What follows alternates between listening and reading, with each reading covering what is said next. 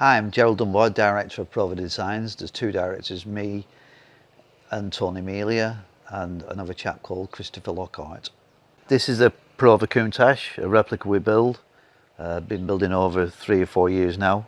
Originally, I've always been interested in cars, and I got to know about this car years ago in the late 80s, and about 85. A company called Venom Cars in Manchester actually hired a car and took a mould off it.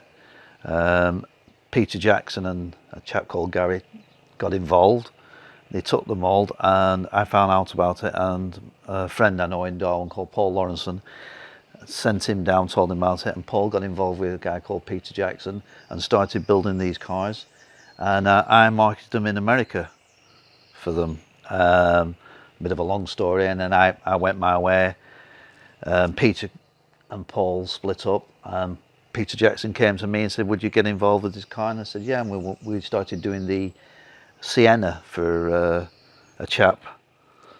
And then the Gulf War came and then it all stopped. And about 3 years ago, before Peter died, sadly, he said he would like to resurrect the car and do it. And that's how we got into it. And this is where we are here now. This is the demonstrator. They're better.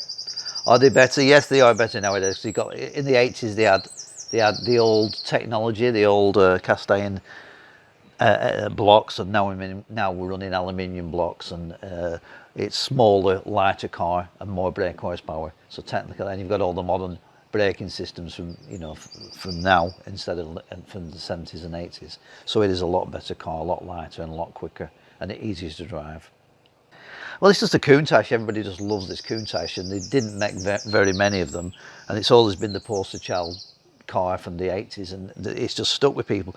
Another reason why we think the younger people are actually beginning to love them, because we went to a show and there's a little 7-year-old lad there and he just couldn't believe the car, and then you think, well, why would he want like something like this? So I think it is actually coming back into its own. It's a very rare and unique design. Anywhere you go with a car, it just brings you pull up at the traffic lights and people are taking pictures. It's not for somebody who's shy and wants to be low profile. This is not the car for you. Everywhere you leave the car, there's people just swarm around it.